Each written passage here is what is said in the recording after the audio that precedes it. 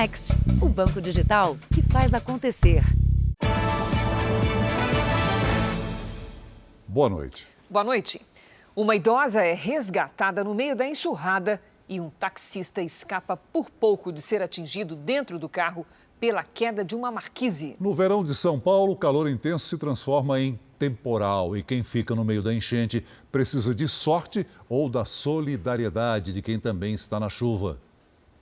A câmera de segurança mostra o momento em que o muro de um dos principais cemitérios de São Paulo cede à força das águas. Ninguém ficou ferido. A chuva intensa alagou diversos bairros da capital paulista. Na Vila Madalena, bairro boêmio e turístico, uma mulher precisou ser socorrida por 2 homens. No caminho até a calçada, ela quase foi levada pela enxurrada. Menos de 1 minuto. A água veio com uma força muito grande, a água passou por cima do carro dela e ela ficou em desespero. A chuva também causou estragos na região da 25 de março. Um enorme bloco de concreto caiu daquele prédio sobre 2 carros. Na hora da tempestade, a rua estava praticamente vazia. Um dos veículos atingidos é deste taxista, que ouviu o estrondo logo depois de sair do veículo. Por 1 minuto? Por 1 minuto. É o ponto do senhor? Sim, aí é meu ponto. E quando viu o carro nesse estado? Foi Deus. Foi Deus que me tirou de dentro dele. Já o outro carro é uma viatura blindada da Polícia Civil. Os agentes não foram atingidos porque estavam no banco da frente. A cidade entrou em estado de atenção para alagamentos às 2 horas da tarde. A Zona Norte foi a região mais atingida. Até bairros luxuosos, como o do Pacaembu, registraram transtornos por causa da chuva. Segundo o Centro de Gerenciamento de Emergências Climáticas da Prefeitura de São Paulo, nos primeiros 15 dias de março, choveu mais do que era esperado para o mês todo. As temperaturas máximas também estão quase 3 graus acima da média histórica. Veja agora outros destaques do dia. Governo vai antecipar 13º salário dos aposentados. Petróleo cai no mercado internacional e Bolsonaro quer redução do preço dos combustíveis. Rússia realiza 4 ataques contra a capital ucraniana. Presidente Zelensky admite que a Ucrânia pode ficar fora da OTAN. Ministério da Saúde confirma primeiros casos no Brasil de nova mutação do coronavírus.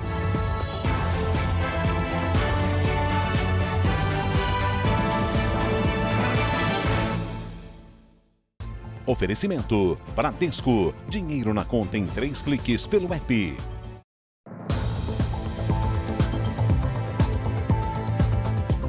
Duas pessoas foram presas no Rio de Janeiro suspeitas de participarem de um esquema de tráfico internacional de armas. O ex-PM Rony Lessa, apontado como executor da vereadora Marielle Franco e do motorista Anderson Gomes, é um dos investigados. A quadrilha usava uma impressora 3D para imprimir as peças das armas.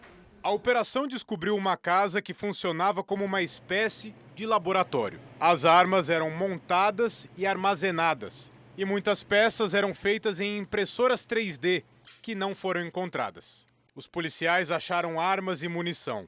A moradora, que foi presa acusada de tráfico internacional de armas, é uma senhora de 88 anos, mãe de um dos principais alvos da operação. Com 7 mandados de prisão e 5 de busca e apreensão, 50 agentes da Polícia Federal, Ministério Público e de órgãos americanos saíram às ruas do Rio de Janeiro, Mato Grosso do Sul e Miami, na Flórida. Era de lá que vinha parte do armamento a ser montado aqui no Brasil. Um dos mandados de prisão era para o ex-policial militar Rony Lessa, que já está preso em Campo Grande. Segundo a PF, ele fazia parte do esquema de tráfico internacional de armas. Rony Lessa é réu na investigação da morte da vereadora Marielle Franco e do motorista dela, Anderson Gomes, há 4 anos. As investigações da Polícia Federal descobriram que a quadrilha enviava as peças de armas, munição e acessórios em navios e encomendas postais. De acordo com a polícia, os pagamentos à célula americana eram feitos também por meio de doleiros. Um dono de uma churrascaria em Boston, no estado americano de Massachusetts, estaria envolvido. A justiça autorizou o sequestro de 10 milhões de reais do grupo. No 20º dia da guerra no leste europeu, a Rússia fez um dos mais violentos ataques a Kiev, a capital da Ucrânia, e atingiu alvos militares, mas também um prédio residencial. O apresentador Roberto Cabrini esteve nos locais atingidos pelos mísseis. A noite mais longa de quase 3 semanas de guerra está começando. Na capital da Ucrânia, 35 horas de toque de recolher, que só vai terminar na manhã de quinta. Tudo porque a inteligência ucraniana tem informações de que o grande ataque a Kiev está prestes a acontecer. Na madrugada desta terça, 4 bombardeios sacudiram a cidade. Nossa missão é ir de encontro aos locais atingidos. O primeiro ataque foi em um alvo militar. Atrás de mim, você observa as forças ucranianas interditando o local. Existe uma tensão e um nervosismo muito grande por aqui. O prédio que foi atingido é esse vermelho. Nesse prédio funcionava uma fábrica de armamentos. Muitas armas são produzidas ali. E atrás da fábrica de armamentos fica aquele prédio onde funcionam escritórios, muitos escritórios. Ele também foi danificado em mais um ataque russo. Era apenas o primeiro alvo. As imagens revelam os momentos seguintes a esse ataque. Estamos chegando no local que foi alvo de mais um ataque russo na madrugada desta terça-feira, começo da manhã, aqui em Kiev. Vejam só, aqui a gente já consegue observar esses estilhaços e agora nós estamos nos aproximando do local que foi, de fato, atingido diretamente por mais esse ataque promovido pelas forças russas aqui na capital da Ucrânia. São muitos os escombros, a destruição muito grande. Aqui havia pelo menos 200 flats. 200 flats. Estamos na região norte da capital Kiev. O trabalho de rescaldo está sendo desenvolvido. E é mais uma herança que essa guerra deixa aqui na capital ucraniana. À medida que eu caminho pelos escombros, nós temos a dimensão do nível de destruição aqui. Vejam só, ferros retorcidos, pedaços de pedra, pedaços de concreto. Sobrou pouca coisa. O prefeito de Kiev esteve no prédio após os bombeiros controlarem as chamas. Vamos defender nossa cidade. São nossas casas. Nunca pensamos em sair. Vamos defender nossos filhos, famílias e o futuro da Ucrânia. A Ucrânia informou que mais uma rodada de negociações foi feita hoje para tentar pôr fim à guerra. As conversas entre representantes russos e ucranianos serão retomadas amanhã. Também hoje, o presidente da Ucrânia, Volodymyr Zelensky, descartou a possibilidade de entrada do país na OTAN, a aliança militar que reúne os Estados Unidos e outras 29 nações. Essa é uma das condições dos russos para um possível acordo. Em meio às negociações com os russos, o presidente da Ucrânia participa de videoconferências com líderes de outros países. O primeiro-ministro britânico, Boris Johnson, organizou uma reunião em Londres com aliados europeus para discutir a segurança do continente. O presidente ucraniano pediu mais apoio da Europa, incluindo armas.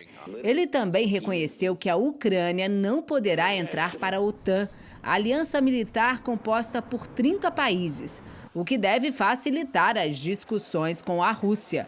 O possível ingresso da Ucrânia na OTAN foi usado por Moscou como uma das justificativas para a invasão. Mas hoje o bloco demonstrou ainda mais apoio aos ucranianos. Enviou os primeiros ministros da República Tcheca, Polônia e Eslovênia à capital Kiev, que está sob ataque russo. Essa é a primeira visita de líderes mundiais à Ucrânia desde o início do conflito. Os líderes europeus devem apresentar um pacote de ajuda à Ucrânia. Também hoje, o presidente dos Estados Unidos, Joe Biden, confirmou que irá à Europa na semana que vem para uma reunião da OTAN.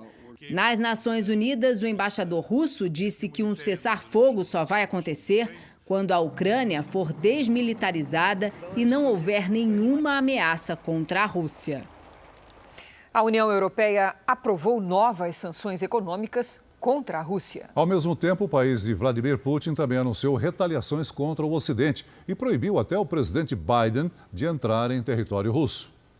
As punições europeias para isolar a Rússia do comércio mundial devem ter início amanhã. Investimentos no setor de energia estão proibidos. Também estão vetadas as exportações de artigos de luxo, como roupas, joias e acessórios à Rússia.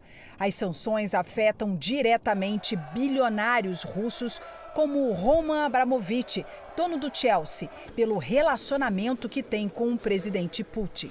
Na Espanha, um iate foi apreendido. A polícia investiga se ele pertence a um magnata russo que é alvo das punições da União Europeia. O Reino Unido também anunciou novas medidas que afetam Moscou, entre elas uma tarifa de 35% sobre a importação de produtos russos, como vodka, metais e fertilizantes. No Japão, o governo afirmou que vai bloquear bens de 17 russos, incluindo parlamentares. Aqui nos Estados Unidos, novas sanções também foram anunciadas. Entidades e cidadãos russos vão sofrer punições econômicas, sob a acusação de corrupção e violação dos direitos humanos. O governo americano também mira aliados da Rússia, o presidente de Belarus, Alexander Lukashenko, e a esposa dele. A resposta de Moscou veio com sanções a autoridades do Ocidente. Entre elas, o presidente americano Joe Biden e o secretário de Estado Antony Blinken, que estão proibidos de entrar na Rússia. O mesmo vale para o primeiro-ministro do Canadá, Justin Trudeau. Veja a seguir: petróleo cai no exterior e presidente Bolsonaro quer a redução dos preços dos combustíveis no Brasil. E também, o Ministério da Saúde confirma 2 casos da nova variante do coronavírus na região norte.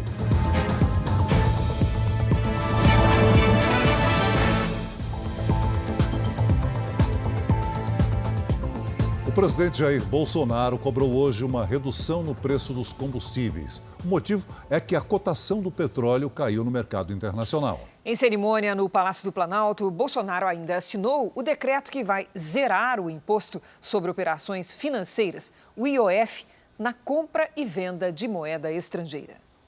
O imposto deverá cair de forma gradual até chegar a zero em 2029.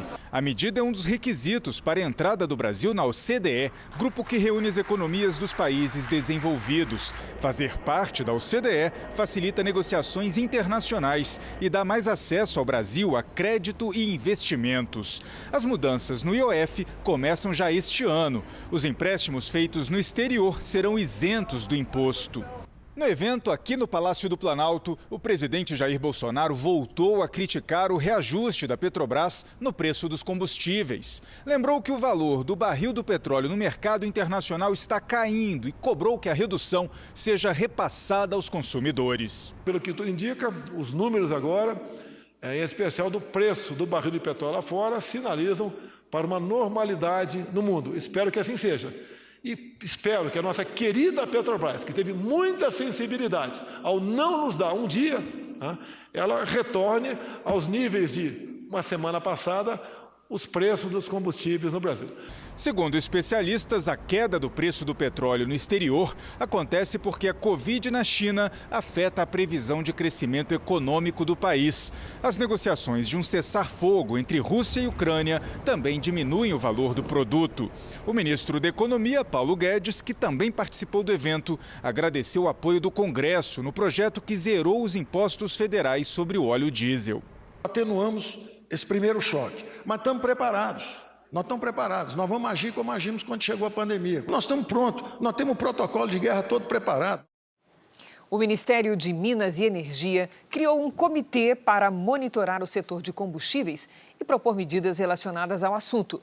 O Ministério afirmou que a expectativa após as mudanças na cobrança do ICMS é que a redução no preço do diesel na bomba chegue a 50 centavos por litro. Levantamento feito pela Agência Nacional do Petróleo mostra que abastecer o veículo com o etanol se tornou mais vantajoso em apenas 4 estados brasileiros. Com a gasolina se aproximando dos R$ 8,00, o etanol voltou a ser uma opção para o Neilton, que é taxista. Apesar do litro já estar custando quase R$ 5,00 nas bombas. E a gasolina realmente está inviável de trabalhar. O álcool também, mas menos do que a gasolina, né? Está mais tranquilo um pouco, né? Para saber qual combustível está compensando, é só dividir o preço do litro do etanol pelo preço do litro da gasolina. Se o resultado for menor que 0,7, o etanol é vantajoso.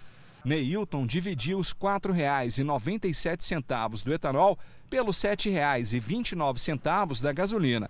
Pela regra, o resultado foi favorável ao etanol, 0,68. De acordo com o último levantamento da Agência Nacional do Petróleo, hoje o combustível derivado da cana-de-açúcar é competitivo em Goiás, Mato Grosso, Minas Gerais e São Paulo. O levantamento apontou ainda que na semana passada o preço médio do etanol teve um aumento de 0,67%. Já o reajuste da gasolina foi de 1,6%.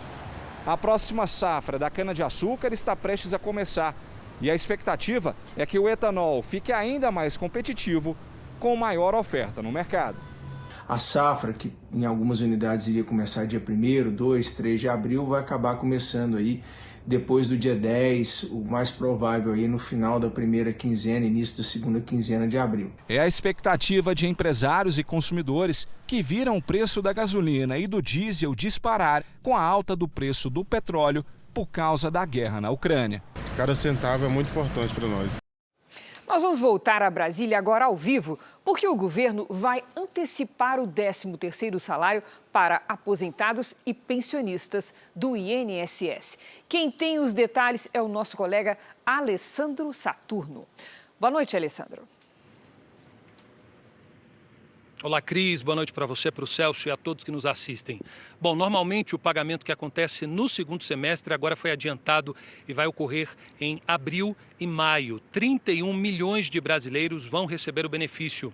O governo também vai autorizar aí o saque de R$1.000 do Fundo de Garantia, o FGTS, para quem trabalha com a carteira assinada. A expectativa e a estimativa é que sejam injetados na economia um total de 86 bilhões de reais. O decreto com essas duas medidas do governo deve ser assinado na próxima quinta-feira pelo presidente Jair Bolsonaro, aqui em Brasília. Cris, Celso. Alessandro Saturno, direto do Palácio do Planalto. Obrigada, Alessandro.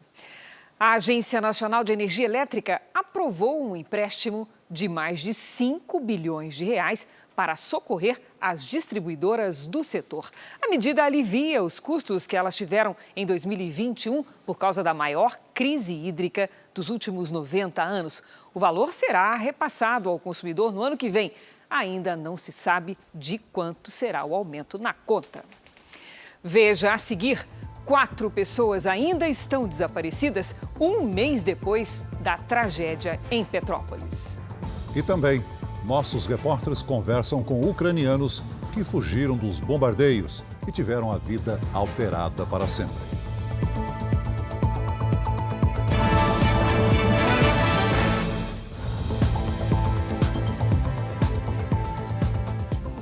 Quase 30 milhões de pessoas voltaram a ser submetidas a isolamento sanitário na China, depois do país registrar o maior número de novos casos de Covid em 2 anos. Foram mais de 5.200 casos em 24 horas. Apesar de altos para o padrão chinês, o número é baixo se comparado com os registrados em outros países. Pelo menos 13 cidades retomaram os bloqueios. O comércio está totalmente fechado e voos domésticos saindo dos aeroportos de Pequim e Xangai foram cancelados. As autoridades chinesas anunciaram a maior testagem em massa desde o começo da pandemia. O Brasil registrou hoje os primeiros casos de uma nova variante do coronavírus, a Delta Cron. Os 2 infectados são da região norte. A nova mutação se chama Delta Cron, isso porque combina características das variantes Delta e Omicron. Ela foi isolada pela primeira vez no Chipre, uma ilha no mar Mediterrâneo. O ministro da Saúde, Marcelo Queiroga, foi quem confirmou os casos em entrevista coletiva em Brasília. Então, essa variante é uma variante de importância que requer o monitoramento. E nós monitoramos todos esses casos. Os 2 casos foram registrados na região norte. Os pacientes sentiram os primeiros sintomas da doença em janeiro. Uma moradora da cidade de Afuá, na Ilha do Marajó, no Pará, ficou em isolamento domiciliar até receber alta. O mesmo aconteceu com um morador de Macapá, capital do Amapá. Integrantes da equipe médica do Ministério da Saúde disseram que as 2 pessoas infectadas tiveram sintomas leves e agora passam bem. Elas ainda estão sendo acompanhadas por profissionais da saúde, que pesquisam o novo vírus. A Secretaria de Saúde do Amapá considerou precipitada a decisão do ministro de confirmar a doença no estado. De acordo com o secretário, o paciente não foi infectado pela Deltacron, mas sim pelas 2 variantes, Ômicron e Delta, ao mesmo tempo. Ainda é cedo para dizer quais são as características da nova mutação. De acordo com dados do Ministério da Saúde, a região norte do país é a que tem o menor número de pessoas vacinadas. No Pará, 15% da população tomou as 3 doses do imunizante. Os números estão abaixo da média brasileira, que chega a quase 75%. A mensagem é importante, reforçar que a vacina seja completa, lembrando que o reforço traz uma melhoria muito importante para a formação de anticorpos. Então, a mensagem tem que ser lembrada: vacina para podermos conter a propagação desse vírus.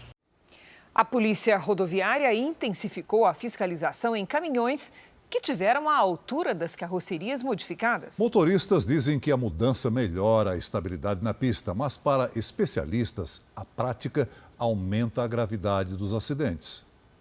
É comum ver caminhões assim trafegando pelas rodovias, com a carroceria bem mais alta do que a cabine. É o chamado caminhão arqueado, uma alteração no eixo que aumenta a altura na parte traseira do veículo. O pessoal faz muito isso para tentar enganar a fiscalização, né? Porque você está com o caminhão levantado, arqueado, dá a impressão de que o caminhão está vazio, né? Só que virou modismo, né? O Conselho Nacional de Trânsito permite a alteração na estrutura do caminhão desde que siga regras rigorosas. A elevação permitida é de no máximo 2 graus, ou seja, 3,5 centímetros por metro de carroceria. Por exemplo, uma carroceria de 8 metros só pode chegar a uma elevação de 28 centímetros. Não é o que Rodrigo, que percorre quase 1.000 quilômetros por semana, tem visto por aí. Tem uma carreta rodando aqui em São Paulo, não lembro de qual empresa, mas ela é muito arqueada, muito. Eu tenho 1,72 m de altura. Uma pessoa de 1,80 m entra embaixo dela tranquilamente. Alguns motoristas defendem que a mudança aumenta a estabilidade em curvas, mas para as autoridades é exatamente o contrário. Erguendo esse veículo acima do que é previsto, ele acaba colocando em risco, porque em caso de um acidente esse carro vai acabar entrando por baixo do veículo e aumenta-se muito o risco de morte. O Richard já comprou o caminhão com a altura alterada em 3 vezes acima do permitido. A gente vai mexer e vai regularizar, não tem jeito, não tem o que fazer. Senão o frete que eu fui ganhar hoje eu já perdi agora. Só aqui no Rodoanel, em São Paulo, numa extensão de cerca de 130 quilômetros, só no ano passado, mais de 50 mil caminhoneiros foram multados. Muitos por alteração nas características do veículo, o que é considerado uma infração grave que coloca em risco outros motoristas. Ele tem que ter consciência que fazendo isso aí, ele está, vamos dizer assim, ele pode ser enquadrado futuramente num homicídio por um dolo eventual, que ele assumiu um risco de erguer esse caminhão e essa pessoa morreu por causa disso. Então, ele tem que pensar na consequência que isso pode trazer para ele mesmo e para a pessoa que se acidentou com outro veículo. O Jornal da Record faz uma pausa de 30 segundos. E na volta você vai ver. A chuva e os combustíveis fizeram subir o preço dos alimentos, como a cenoura.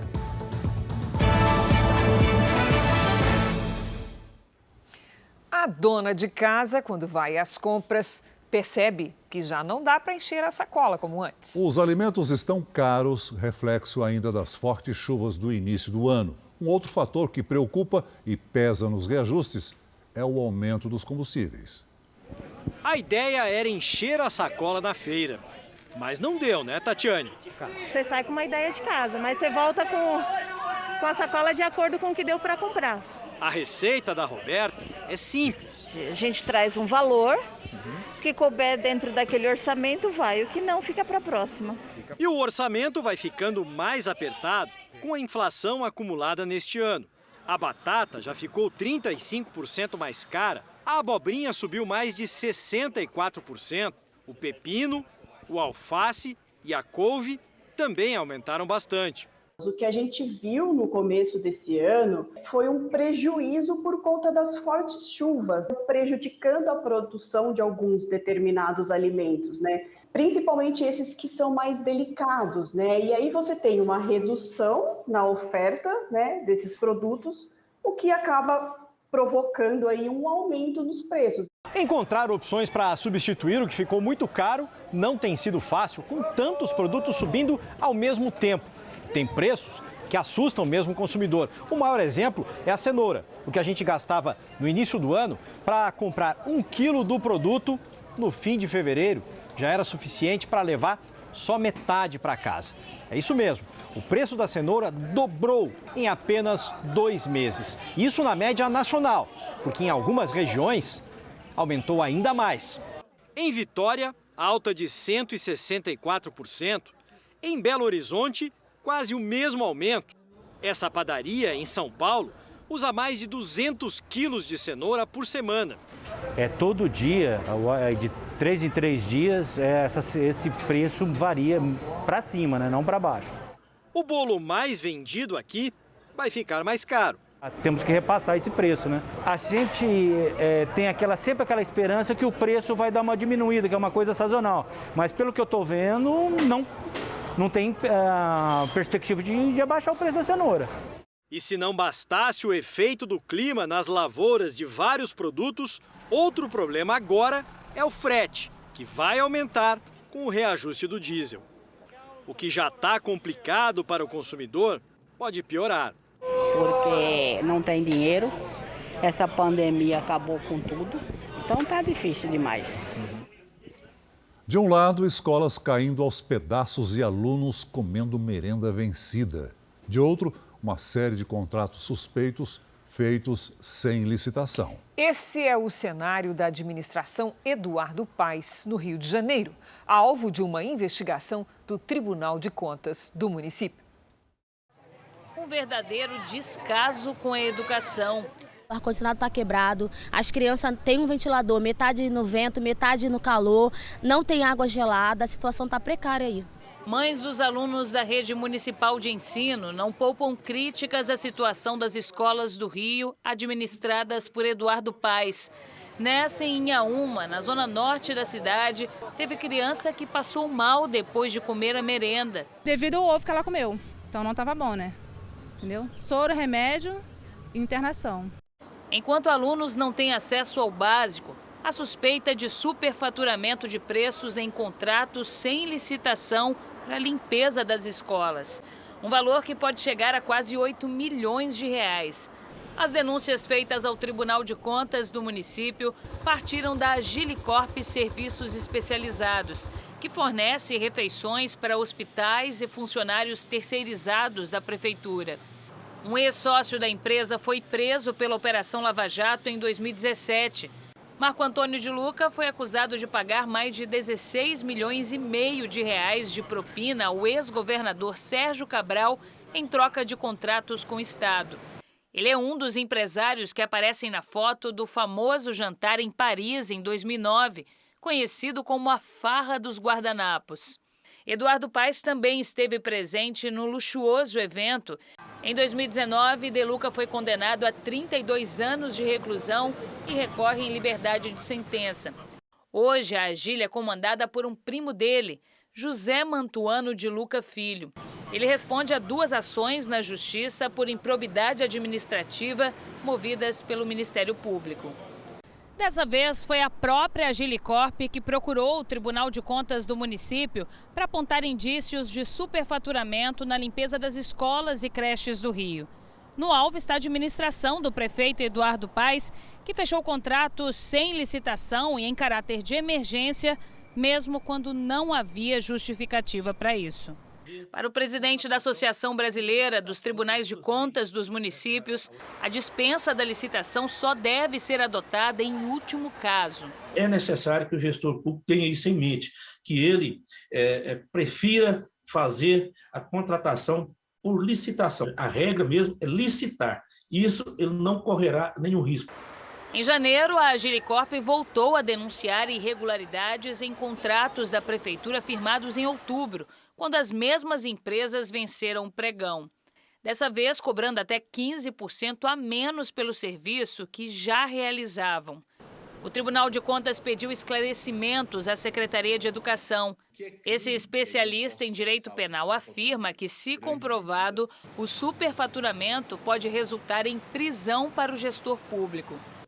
Há condições perfeitas desse superfaturamento encaixar numa fraude à execução de um contrato administrativo.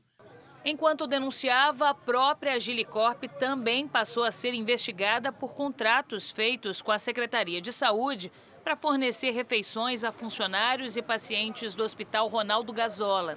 Até então, era a unidade de referência no atendimento a pacientes com a Covid-19. Mais uma vez, a contratação foi feita sem licitação.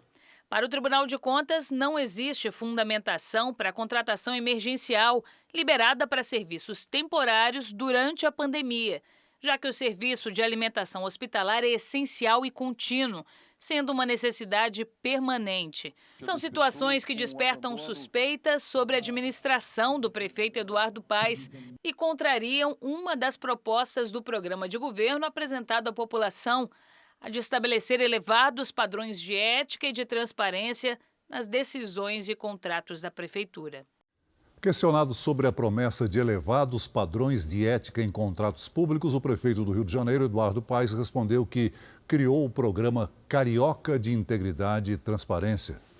A reportagem não localizou Marco Antônio De Luca. Na Justiça, a defesa diz que o empresário não cometeu crimes e que nem há provas contra ele. Sobre as ações de improbidade administrativa contra José Mantuano Filho, a Agile diz que não pode comentar porque os processos estão em segredo de justiça e ainda não foram julgados. Voltamos ao tema da crise no leste europeu. A invasão à Ucrânia transformou profissionais bem-sucedidos em combatentes e sobreviventes de guerra. Nossos enviados especiais conversaram com 2 ucranianos que tiveram suas vidas alteradas para sempre. Ele ainda se acostuma com as botas e o uniforme camuflado. Aos 46 anos, Alex viu a vida mudar radicalmente nas últimas 3 semanas. Arquiteto com projetos internacionais, palestrante, marido e pai, ele se alistou na chamada Força de Defesa Territorial da Ucrânia e agora está sendo treinado para enfrentar os russos na linha de frente. Tenho um lindo escritório em Kiev, uma linda família que fugiu para a Áustria, mas agora é guerra, diz Alex, que apesar do patriotismo, teme pela própria vida. É claro que tenho medo, não me sinto preparado ainda, mas vamos vencer. A invasão russa une os ucranianos por meio de histórias dramáticas e chocantes. A gente vai conversar agora com a Natália, que é sobrevivente dos ataques a Bucha, uma das regiões mais castigadas pelos russos. O bairro dela foi diretamente alvejado pelos bombardeios. A Natália conseguiu escapar da região apenas 2 dias e ainda está muito traumatizada porque durante 2 semanas ficou sem aquecimento, sem energia elétrica, em meio a temperaturas congelantes e o principal, com restrição de comida. Natália, o quanto você está aliviada nesse momento? How relief you are this moment? Aqui as sirenes também tocam. Não estou em paz, diz a jornalista que não controla as emoções.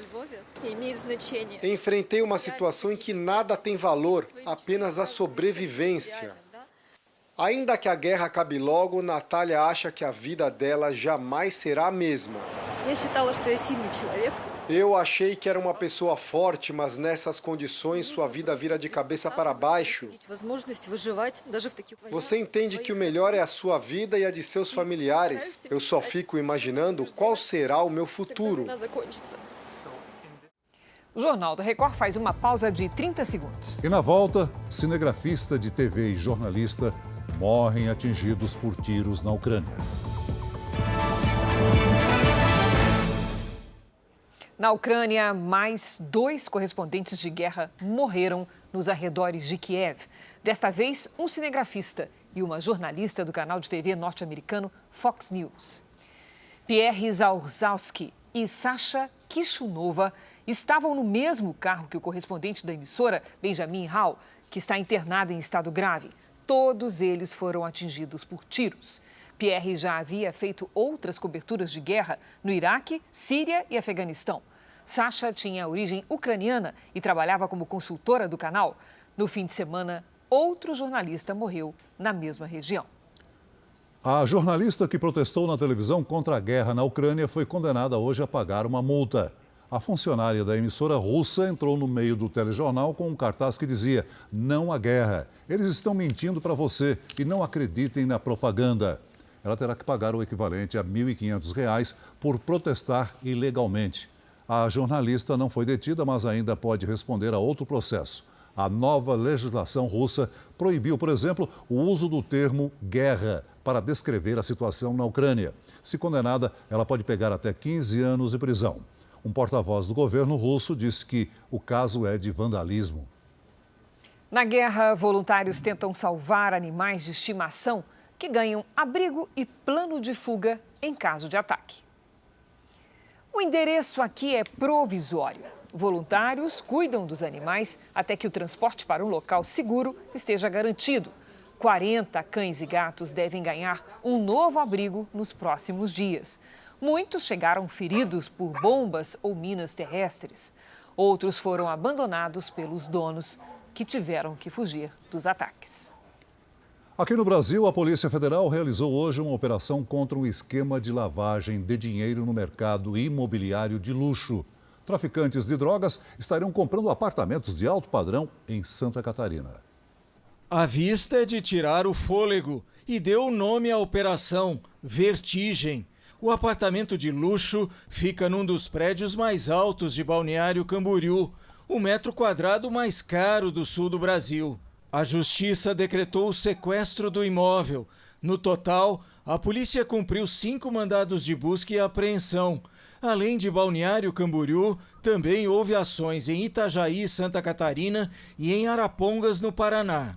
Segundo a Polícia Federal, os imóveis eram registrados em nome de laranjas. O objetivo seria ocultar a identidade do verdadeiro dono, o chefe de uma quadrilha que mandava drogas para a Europa pelo porto de Paranaguá. Essa operação ela foi deflagrada em novembro de 2020 e teve como objetivo desarticular um esquema criminoso, um grande esquema, um conglomerado de organizações criminosas que atuavam no tráfico internacional de drogas entre a América do Sul e a Europa. Uma construtora também é investigada por suposto envolvimento no esquema. A empresa teria recebido grande quantia em espécie, sem formalizar um contrato e sem comunicar aos órgãos competentes. A construtora nega irregularidades. Um mês depois, 4 vítimas da tragédia em Petrópolis, na região serrana do Rio de Janeiro, ainda estão desaparecidas. O temporal causou a morte de 233 pessoas. 600 moradores continuam sem ter onde morar. Está difícil seguir em frente.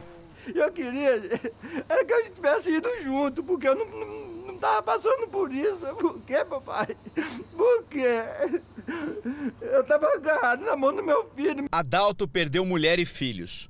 Lucas, o mais velho, de 21 anos, ainda está entre os desaparecidos. Mas o pai garante que a família resgatou o corpo.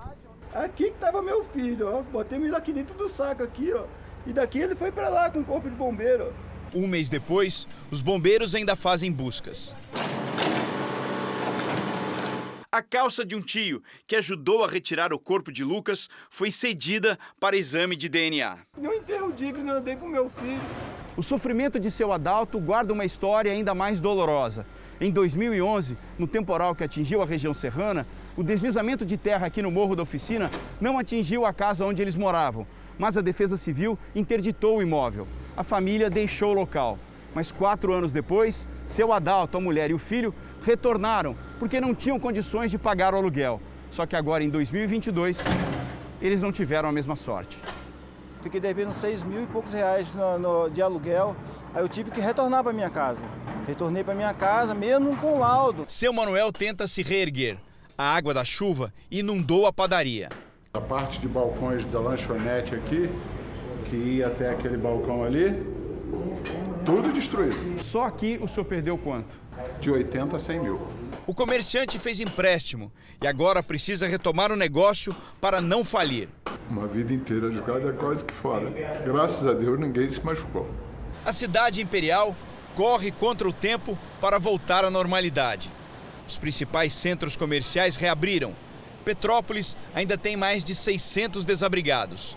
Dados da Defesa Civil de Petrópolis indicam que 60% dos moradores estão em áreas de risco, casas fincadas no morro e que desafiam a física. A grande maioria das casas, das encostas que eu medi onde houve deslizamento, elas estavam situadas acima de 45 graus de declividade, o que é proibido por lei. Para esse especialista, é preciso investir em sistemas de prevenção.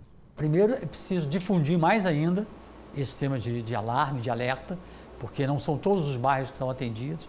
É preciso fazer mais treinamento com a população quando começa a chuva. A Polícia Civil, que trabalha na identificação dos corpos, informou que outra pessoa foi retirada do local onde a família informou ter encontrado Lucas e que ela foi reconhecida. Segundo a polícia, isso pode ter provocado a confusão. Das 27 capitais do Brasil, 9 já registram mais chuva do que o normal para o mês inteiro. Em Cuiabá, é o março mais chuvoso dos últimos 7 anos. Vamos saber que capitais podem ainda bater esse recorde? Com a Lidiane Sayuri. Boa noite, Lid. Como é que vai ser? Vamos lá, outras capitais podem bater sim esse recorde, viu, Cris? Boa noite para você, Celso, para quem nos acompanha. Manaus, Sergipe e Recife podem passar facilmente dessa média nos próximos dias. Nas outras capitais, a chance de atingir o esperado para o período é menor. Nesta quarta-feira, o risco de temporais ainda é alto entre o sul e o sudeste por causa de uma frente fria no oceano e os ventos úmidos que sopram do mar. No leste de Santa Catarina e do Paraná, dia chuvoso com risco de alagamentos e deslizamentos. Em São Paulo, a chuva forte vem no fim do dia e pode provocar transtornos. No centro-oeste, no norte e no nordeste, as pancadas podem ser fortes e a qualquer hora. Apenas nas áreas claras do mapa é que o sol aparece sem nada de chuva. Em Curitiba, máxima de 23 graus. Em Belo Horizonte, faz 31. Em Cuiabá, Palmas e Boa Vista, máxima de 32. Em Aracaju, faz até 30. No Rio de Janeiro, sol e tempo abafado de manhã com 35 graus e chuva forte à tarde. Em São Paulo, calor aumenta um pouquinho, 29 graus e o risco de temporais continua. Em Fortaleza, dia chuvoso com 28 graus. E em Rio Branco, chuva, sol e até 31 graus. Cris, Celso. Obrigada, Lidy. Até amanhã, Lidy. Um deslizamento de terra deixou mais de 60 casas soterradas num povoado na região dos Andes, no Peru. Ainda não há informações sobre mortos. Um vídeo gravado por moradores mostra o instante em que a encosta do morro desaba, atingindo as construções. Segundo autoridades locais, pelo menos 6 pessoas estão desaparecidas, incluindo 3 crianças. Agora uma história de cinema, Celso. Um casal de espiões dos Estados Unidos tentou vender segredos de um submarino nuclear para o Brasil. Segundo o jornal americano New York Times, um ex-oficial da Marinha roubou documentos sobre a tecnologia nuclear dos submarinos. A ideia era negociar com países que não eram rivais diretos de Washington. O espião e esposa foram presos em outubro, mas só agora a história foi revelada. O Brasil tem um projeto de construção de um submarino nuclear. Segundo o jornal, foram as autoridades brasileiras que denunciaram o caso à polícia americana. O Jornal da Record faz uma pausa de 30 segundos. E na sequência, você vai ver detalhes da superprodução Reis, que estreia na próxima semana aqui na Record TV. A nova superprodução da Record TV, Reis, que estreia na semana que vem, mostra a história de Israel e seus inimigos. Muita ação e conflitos reconstituem tempos em que juízes eram os líderes máximos do povo.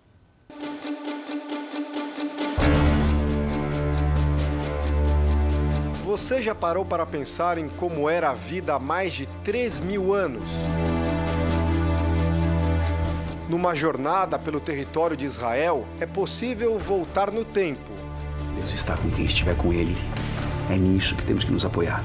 Este período era um período em que o povo ainda estava se estabelecendo na terra. Eles eram nômades que tinham vindo pelo deserto e agora estavam começando a se adaptar a uma vida em cidades, em vilarejos, e muitos deles ainda eram nômades também. Uma época em que os governantes daquele povo eram chamados de juízes, mas com uma missão que, além de buscar justiça... É interessante que quando falamos em juízes de Israel, ou período dos juízes, nós pensamos geralmente em juízes no sentido forênsico da palavra, um juiz de um tribunal de justiça. Mas o sentido da palavra em hebraico é outro. Ali, quando fala juízes, é shofet, que significa mais um libertador do povo. Alguém que dirigia o povo e os livrava das mãos dos seus inimigos, especialmente os filisteus. O povo hebreu naquela época deveria ser um povo conduzido pela fé, a fé no Deus único que usava homens e mulheres como juízes, libertadores do povo de Israel. O juiz ele tinha basicamente duas funções. Uma era julgar o povo entre si, estabelecer regras básicas dentro do povo, e muitos deles também estavam relacionados aqui com o trabalho sacerdotal. E a segunda função do juiz era ajudar o povo a vencer contra os inimigos que os oprimiam. Eram uma espécie de libertadores. Eram espécies de libertadores, de governantes temporários, mas sim, eles ajudavam a unificar o povo na época das turbulências. Moisés, que liderou os hebreus na fuga do Egito, é considerado o primeiro grande libertador do povo de Israel. Ele foi sucedido por Josué, que junto com as 12 tribos de Israel conquistou a terra prometida. Depois se seguiram 14 juízes. Um desses nomes foi encontrado em uma das maiores descobertas da arqueologia relacionada ao período dos juízes. Nesta cerâmica é possível ler a inscrição Jerubal, o nome do juiz Gideão. Um dos arqueólogos responsáveis pelas escavações afirma que foi um momento emocionante. É incrível, porque aqui em Israel a gente não tem muitas inscrições. Eu me lembro da hora que encontramos a inscrição Jerubal. Todo mundo gritou, nós temos uma letra. A gente vasculhou toda a área, achou mais pedaços. Como um mosaico, a gente colocou as peças e conseguimos a inscrição. Essa viagem no tempo para conhecer os costumes, a cultura do povo que vivia em Israel e todos os conflitos que atingiam a nação há 3.000 anos, também vai ser possível com a nova superprodução da Record TV, Reis. Reclamação é essa dos levitas? Em seu início, Reis vai retratar a vida de um juiz que marcou época, Eli, e o afastamento de Israel em relação a Deus. O que aconteceu nesse período foi uma instabilidade espiritual muito grande. Então, quando o povo de Israel estava bem, eles se esqueciam de Deus e caíam na mão dos seus inimigos. No sofrimento, eles clamavam a Deus, Deus levantava um outro líder, um juiz. Então esse juiz fazia esse povo retornar a Deus e eles venciam a batalha. Então ali inaugurava um novo período de paz. Morrendo esse líder, as pessoas se esqueciam de Deus de novo e voltavam a cair na mão dos seus inimigos. Quando ia julgar uma causa do povo, Eli, por exemplo, se sentava nesse banquinho e aqui tomava a decisão. Reis vai mostrar justamente como era a rotina desses juízes e vai mostrar também por que na época havia tanta corrupção que abalou a fé do povo de Israel e provocou uma grande mudança de comportamento. Naquela época, os juízes eram os governantes do povo. Eli julgava as causas das pessoas e também era o responsável espiritual por elas. Afinal, ele era o sumo sacerdote, ou seja, a maior autoridade da nação. Só que o comportamento dele com os filhos prejudicou muito o seu mandato como juiz, afetando até mesmo a fé do povo. E nesta primeira temporada vai acontecer algo que jamais havia passado, como se Deus tivesse abandonado o povo. Em todos os períodos históricos a gente tem muitos aprendizagens diversos, Mas esta história tem muitas lições para que a gente assista e aprenda. Então, a gente se vai emocionar, mas também vai pensar muito e vai aprender.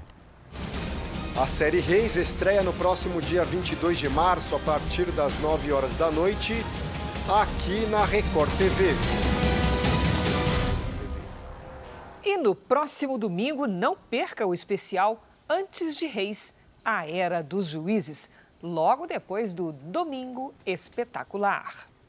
O Jornal da Record termina aqui. Novas informações da guerra na Ucrânia na edição da 00:30 do Jornal da Record e também no Fala Brasil. Fique agora com a Bíblia. Episódio de hoje, As Muralhas de Jericó. A gente se vê amanhã. Até lá. Boa noite.